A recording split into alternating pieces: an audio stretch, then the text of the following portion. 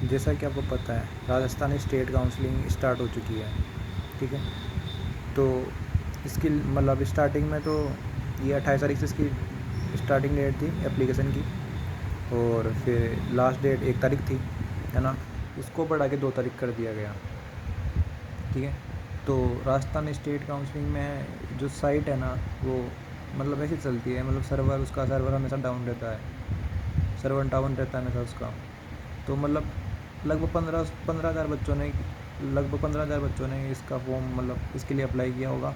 तो उसी में इतनी दिक्कत आ रही थी, इसमें इतनी दिक्कत आ रही है कि हर बार सर्वर डाउन, हर बार सर्वर डाउन। तो यार इनको साइट बनानी नहीं आती है। तो ये आप जैसा देखें कि ऑल इंडिया की काउंसलिंग मैंने करवाई है ना।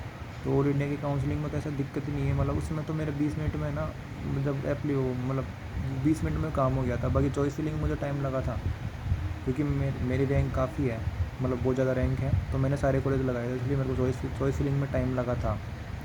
पर राजस्थान स्टेट काउंसलिंग की साइट जो है, उसमें इतना सर्वर आ रहा है, इतना सर्वर आ रहा है, मतलब इतना एरर आ रहा है कि भाई जब भी आप लॉगिन करते हो तो इसमें एरर ही आता है। आप 15,000 बच्चों का ही फॉर्म नहीं लगा पा रहे, उनका ये एप्लीकेशन एक्सेप्ट नहीं करवा रहे, तो आप क्या कर रहे हो? जबकि आप फ़ीस भी इतनी ले रहे हो, आप फ़ीस से कम नहीं ले रहे हो। आप फ़ीस है ना ऑल इंडिया से भी ज़्यादा ले रहे हो। ऑल इंडिया की रजिस्ट्रेशन फ़ीस तो बहुत कम है, और उसकी सिक्योरिटी मनी भी बहुत कम है। इसके बावजूद भी उनकी साइट कितनी अच्छी है। और राजस्थान की तो मतलब जो सिक्योरिटी मनी वो बहुत ज़्यादा 50,000 रुपये ले रहे हैं। उसके अलावा 50,000 फिर भी रिफ़ंड आ रहा है बच्चों के, माना कि कई होगी मतलब वापस आ जाते हैं, माना है ना, वो तो आप वापस देने हैं, सिक्योरिटी मनी से कोई डिपेंड नहीं करता। फिर भी आप रजिस्ट्रेशन फ़ीस तो बहुत ले रहे हो ना, जैसे कि 2500 रुपये तो जनरल के हैं, है ना, और कैटेगरी वालों के 1500 रुपये। फिर भी आप काफ़ी पैसे ले रहे हो, फिर उसके बावजूद भी आप ऐसी घटिया घटिया साइट बना के बच्चों का टाइम पास करो, मतलब बच्चों को परेशान करने का काम है ये। तो फिर जैसे ही मैंने 2 तारीख तक तो रजिस्ट्रेशन करवा लिया था, एंड तक मतलब 2 तारीख को सुबह तक रजिस्ट्रेशन करवा लिया था। उसके बाद में इसकी चॉइस फिलिंग स्टार्ट हुई 6 तारीख से। तो 6 तारीख को मैंने लॉगिन करके देखा, तभी सर्वर एरर आ रहा था। फिर मैंने रात को ट्राई किया, तो 6 तारीख को रात को 12 बजे मतलब 5 तारीख के जैसे ही 5 तारीख जैसे ही ख़त्म होती है, रात को 12 बजे जैसे 6 तारीख स्टार्ट हुई ना, वैसे मैंने सिक्योरिटी डिपॉजिट किया। फर्स्ट बार किया, एरर मतलब फ़ेल हो गया। सेकंड बार किया तो भी फ़ेल हो गया। थर्ड बार किया तो फ़ोनपे से मैंने यूपीआई से किया, है ना, और वो उसमें सक्सेसफुल बता रहा है, ठीक है। और साइट एरर हो गया। फिर मैंने जैसे वापस लॉगिन करके किया, तो उसमें रीपेमेंट दिखा रहा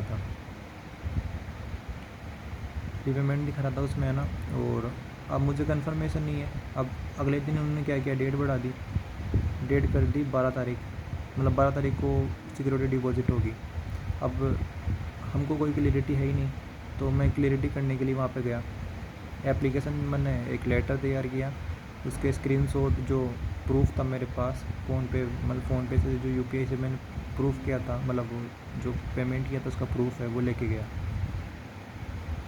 तो एसएमएस गया मैं, एसएमएस में जाके मैंने वो मतलब जो मैं लेके गया था उनको मेरी सिचुएशन बताई मैंने।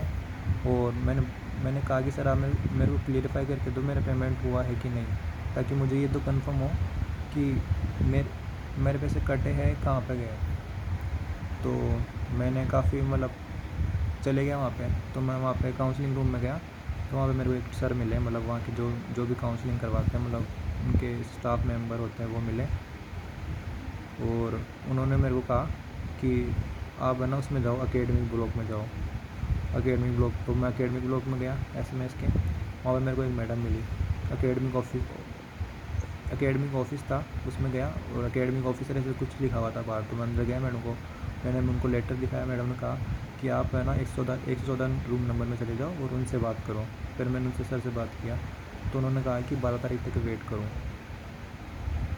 कि आपका कंफर्म हो जाएगा, कि 12 तारीख तक वेट कर लो, कंफर्म हो जाएगा कि आपका हुआ है, पेमेंट नहीं हुआ। तो सर मैंने कहा कि सर आप मेरे को कोई क्लियरिफाई तो करके दो, क्लियरिफाई करके नहीं दे रहे आप।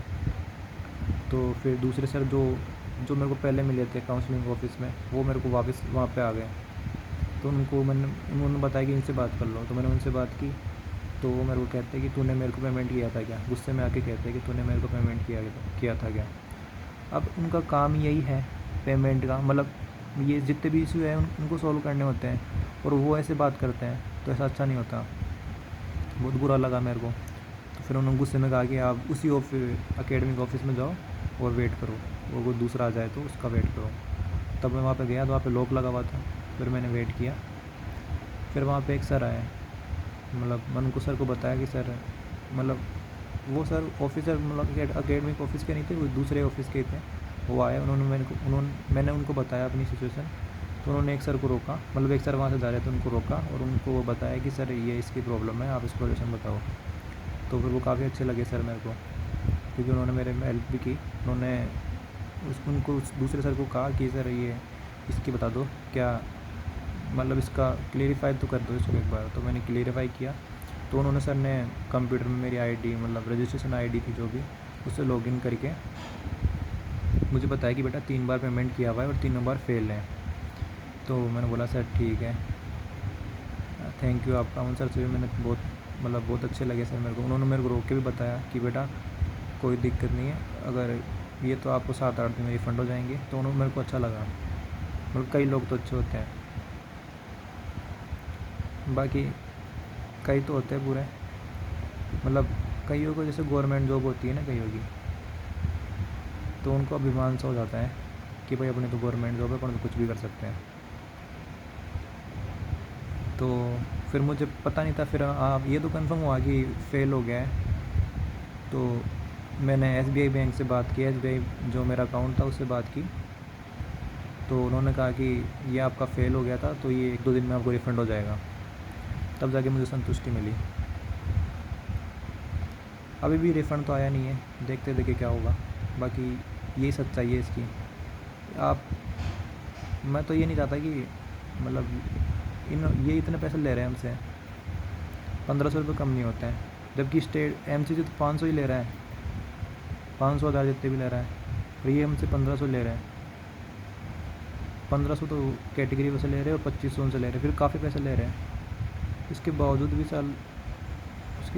भी ये मतलब इतनी बकवास साइट बना रहे हैं।